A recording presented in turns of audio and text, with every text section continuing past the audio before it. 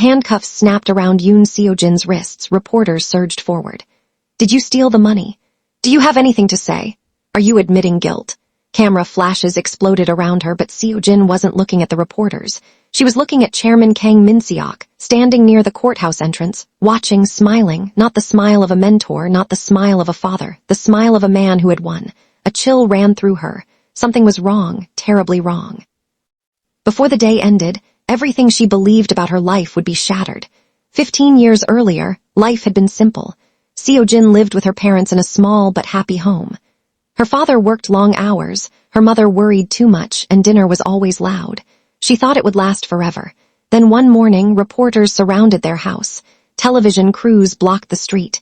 Neighbors whispered. Her father's photograph appeared on every news channel. Kang Group executive accused of embezzlement, millions missing, investigation underway. Dad, she asked. For the first time in her life, she saw fear in his eyes. The weeks that followed were brutal. Friends stopped calling. Neighbors avoided them. At school, students pointed and whispered. One night, Seo-jin overheard her parents arguing. We have to leave, her father said. What about the police? Her mother asked. His laugh was bitter. People we're fighting are too powerful. The chairman, no. A long silence followed, then her father answered. He knows. 3 days later, her parents died in a car crash. The police called it an accident. Case closed. No investigation, no questions. At 10 years old, Seo-jin became an orphan. The orphanage wasn't much kinder. One afternoon, 3 boys cornered her in the playground. My dad says your father was a thief. Maybe she steals too. Boys shoved her to the ground, then a voice interrupted. That's enough. Playground fell silent. A man in an expensive suit walked toward her. Even children recognized him. Chairman Kang Min-seok, one of the most powerful men in the country. He crouched beside her and offered a handkerchief. Are you hurt? Seo-jin shook her head. You don't have to pretend to be strong. Words broke through the wall she'd built around herself. She cried for the first time since her parents died. And Chairman Kang stayed beside her until she stopped. After that day, everything changed. He paid for her education, sent tutors, covered every expense. When she turned 16, she finally asked him why. Why are you helping me? The chairman smiled. Because you're worth helping. She never forgot those words. More importantly, she never forgot who said them. Years later, Seo-jin graduated from one of the country's top universities and joined Kang Group. She worked harder than everyone else. Project after project succeeded. Promotion after promotion followed. Executives respected her. Investors trusted her. Even the chairman seemed proud. One day, after she closed a major deal, someone joked during a meeting. At this rate, Chairman Kang trusts Seo-jin more than his own son. Room laughed, so did the chairman. Seo-jin laughed too. She didn't realize she was laughing with the man who destroyed her family. The phone call came a month later. My name is Han Sung-woo. The name meant nothing to her. Then he said 6 words. I know what happened to your father. Seo-jin froze. What? Your parents were innocent. Her heart started racing. We need to meet. The next day she arrived early. Han Sung-woo never showed up. Instead, she learned he had supposedly jumped from his apartment building, dead. The timing felt wrong, so she started digging. At first, she found nothing. Then she found too much: missing records, deleted files, financial reports that didn't add up. The deeper she looked, the worse it became. Then she found a hidden investigation report, one her father had created before his death. According to the report, he hadn't been stealing money. He had been investigating corruption, and every trail pointed to one person. Chairman Kang. Seo-jin stared at the screen. It couldn't be true. The man who raised her, the man who protected her, the man she trusted. Then strange things started happening. Files disappeared. Someone searched her office. Confidential documents were accessed. Every trail led back to the chairman's office. For the first time in her life, Seo-jin was afraid of him. Before she could learn the full truth, disaster struck. Investigators stormed her office. Millions of dollars were missing. Evidence pointed directly at her: bank transfers, financial records, internal documents. Everything looked real. The media turned on her overnight. The company suspended her. The police arrested her. And one by one, everyone disappeared, including Jun-ho. He met her the night before the trial. His eyes wouldn't meet hers. Tell me you believe me, she said. Silence. Please. Jun-ho lowered his head. I'm sorry. That was all she needed to hear. The next morning, she walked into court alone. Weeks later, the verdict arrived: guilty. As guards prepared to escort her away, Chairman Kang requested a private meeting. The moment the door closed, Seo-jin looked at him. What did you do to my father? The chairman didn't hesitate. You should have stopped investigating. Her stomach dropped. The answer confirmed everything. You killed them. The same way I'm destroying you. Tears filled her eyes. Why? The chairman adjusted his tie. Your parents were good people. Then why? Because they became inconvenient. Room seemed to spin. 15 years of trust, 15 years of gratitude built on a lie. You raised me, she whispered. You were useful, Seo-jin. The words hit harder than anything else. Not daughter, not family, useful. The chairman turned and walked away. Minutes later, prison guards escorted her to a cell. The steel door slammed shut behind her. For the first time, she was completely alone. No family, no freedom, no future, just the truth. And the truth had destroyed everything. If you've made it this far, don't forget to subscribe, like the video, and tell me in the comments. What was the moment that made you hate Chairman Kang the most? The first year in prison nearly broke Yoon Seo-jin. Not physically, mentally. Every morning she woke with the same question. Why had Chairman Kang spent 15 years raising her only to destroy her? For months she searched for an answer. Then one day she stopped. Because the answer wouldn't change anything. It wouldn't bring back her parents. It wouldn't erase the trial. It wouldn't undo the betrayal. The only thing she could control was what happened next. From that day forward, she changed. While other inmates counted the days until release, Seo-jin spent every spare hour in the prison library, corporate law, finance, investment strategy, board politics, hostile acquisitions. She studied relentlessly. Every lesson became a weapon. Every book became preparation. The guards joked about her. She studies more than university students. They weren't wrong. Seo-jin wasn't preparing for freedom. She was preparing for war. 2 years into her sentence, she received a visitor. An elderly lawyer she had never met before. My name is Park Yi-hyun, he said. The name meant nothing to her. Then he placed a folder on the table. I worked with your father. Seo-jin immediately sat down. What do you want? What your father wanted you to have. She opened the folder, then froze. Share certificates, ownership records, Kang Group stock, thousands of shares. What is this? Your father purchased them years ago. What? He suspected something was wrong inside the company. Lawyer lowered his voice. It was preparing for a future he hoped would never come. Seo-jin stared at the documents. Why wasn't I told? Because your father instructed me to stay silent unless something happened to him. Room fell quiet. Before leaving, the lawyer offered one final thought. Your father believed the truth would eventually surface. The first time in years, Seo-jin felt something prison had almost taken from her. Hope. When her sentence finally ended, nobody was waiting outside. No family, no friends, no boyfriend. No reporters, nothing. Yoon Seo-jin had vanished from the public's memory, and she preferred it that way. Forgotten people were dangerous. Nobody watched them. Nobody expected them. Nobody saw them coming. For months she remained invisible. She changed cities, changed routines, changed identities whenever necessary. Every day she studied Kang Group, its executives, its finances, its weaknesses. Slowly, a plan began taking shape. Not a plan for revenge, a plan for destruction, because revenge was emotional. Destruction was strategic. Meanwhile, Chairman Kang slept peacefully, completely unaware that someone was studying him from the shadows. The first attack seemed insignificant.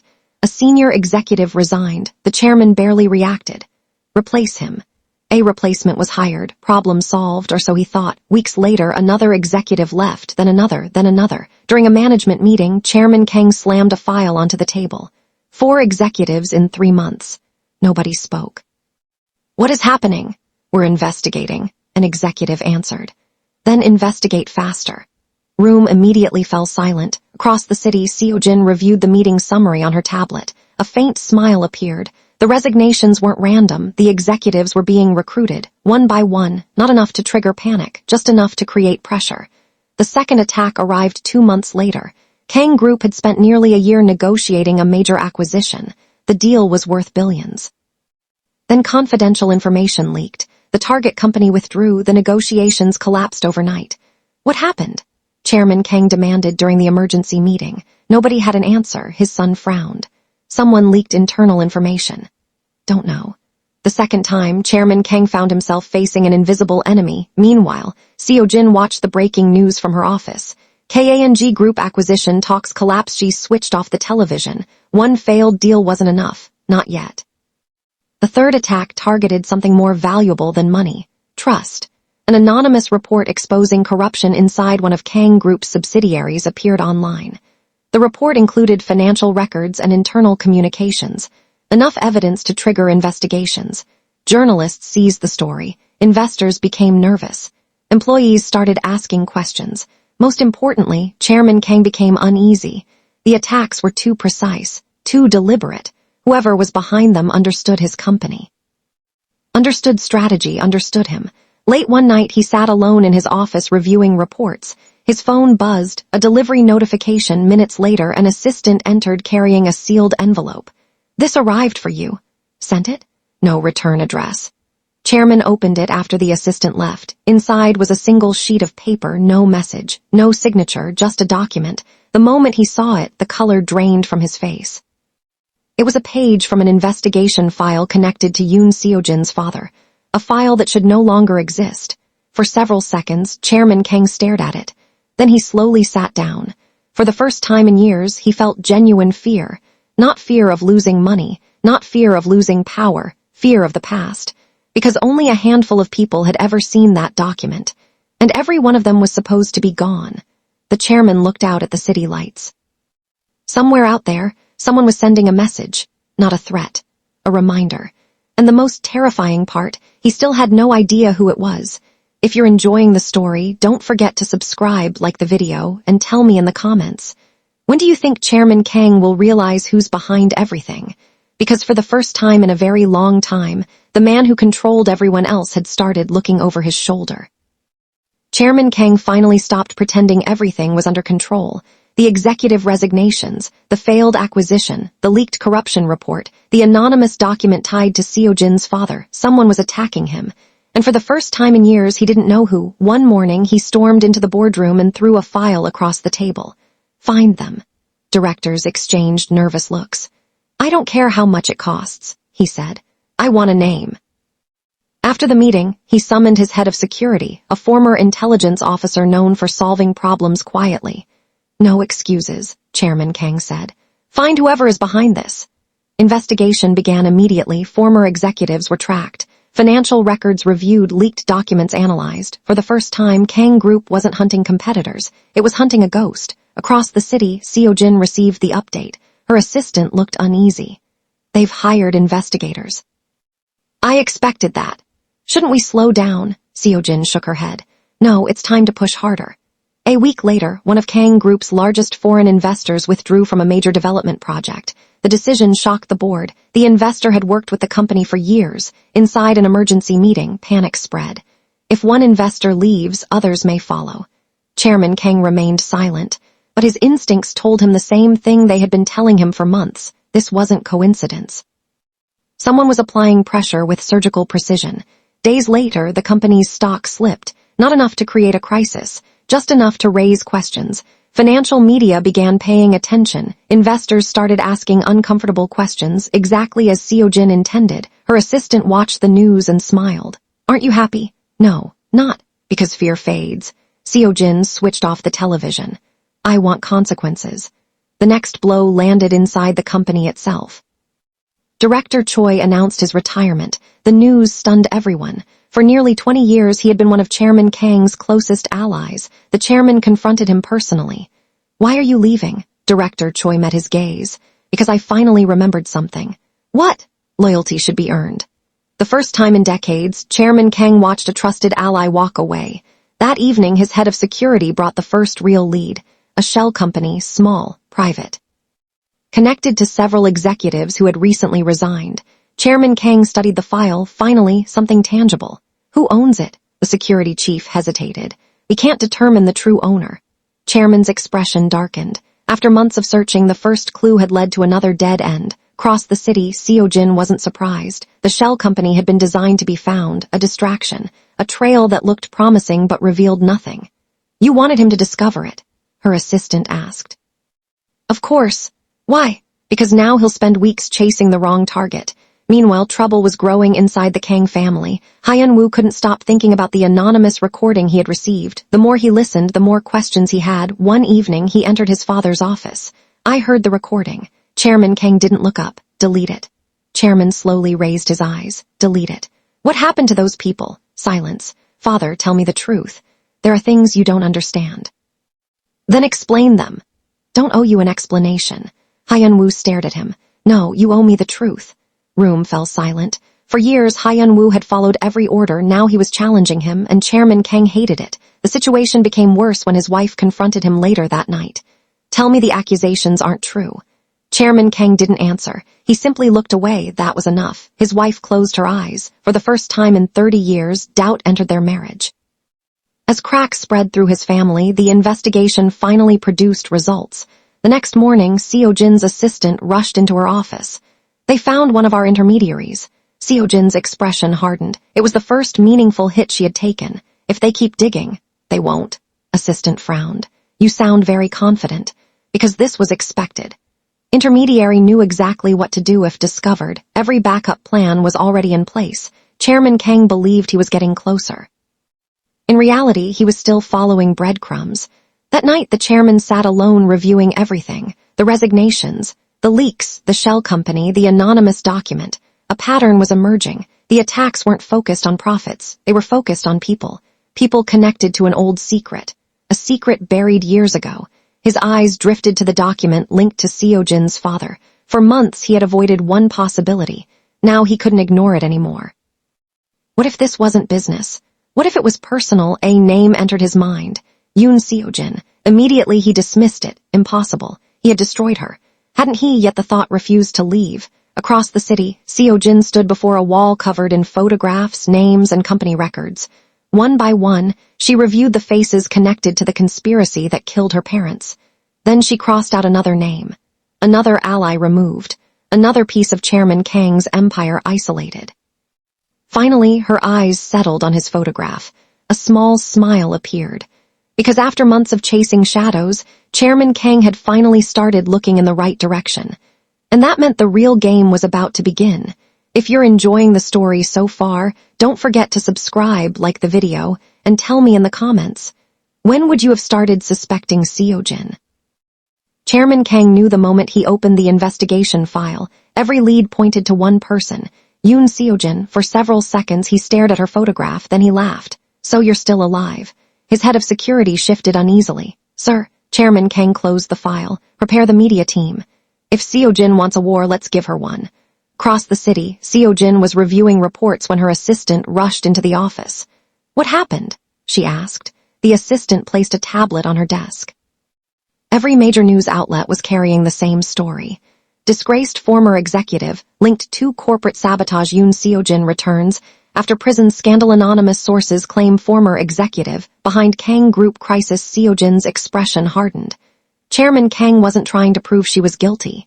He was reminding everyone that she had once been convicted. The effect was immediate. Investors became hesitant. Business partners canceled meetings. One investor pulled out of a pending deal. Months of work vanished within days. For the first time since leaving prison, Seo-jin felt pressure. Chairman Kang had stopped reacting. Now he was attacking. Inside Kang Group headquarters, he issued another order. "Find Han Sung-woo." His security chief nodded. "We've already started. I want him found before he speaks." Nobody asked what he meant. They already knew. The next 2 weeks became a battle. Seo-jin leaked evidence of financial misconduct. Chairman Kang buried stories through media connections. She convinced another executive to resign. He targeted people connected to her operation. Neither side gained a clear advantage. Then Chairman Kang finally landed a hit. One of Seo-jin's financial intermediaries was arrested. The news spread quickly. Investors grew nervous. Even her assistant looked worried. "Should we pull back?" "No. If he reaches us." Seo-jin shook her head. "He won't." "How can you be sure?" A faint smile appeared on her face. "Because he's still looking in the wrong place." That evening, a surprise press conference was announced. No details, no explanation, just a time and location. By the time it began, reporters, investors, and government officials had packed the room. Even Chairman Kang watched the broadcast from his office. Then the doors opened. Han Sung-woo walked in. The chairman went pale. The glass in his hand slipped and shattered on the floor. Han approached the podium. "My name is Han Sung-woo." The room fell silent. 20 years ago, I helped conceal financial crimes committed by Chairman Kang Min-seok. Shock swept through the audience. For the next hour, Han detailed years of corruption, nomming executives, exposing transactions, and presenting evidence investigators had never seen. Then he revealed the final piece. The original investigation conducted by Seo-jin's father. The room erupted. Reporters rushed forward. Cameras flashed non-stop. Chairman Kang stared at the screen in disbelief. The secret he had buried for years was finally exposed. The fallout was immediate. Government investigators launched emergency proceedings. Financial regulators arrived at Kang Group headquarters. Former allies began cooperating with authorities. One by one, the people who once protected Chairman Kang started protecting themselves. The first to leave was his son. Hyun-woo entered his father's office late that evening. "I defended you," he said. The chairman remained silent. "I spent years defending you." Still nothing. Were any of them innocent? Chairman Kang looked away. That was all the answer Hyun-woo needed. He turned toward the door. "Where are you going?" "Away from you."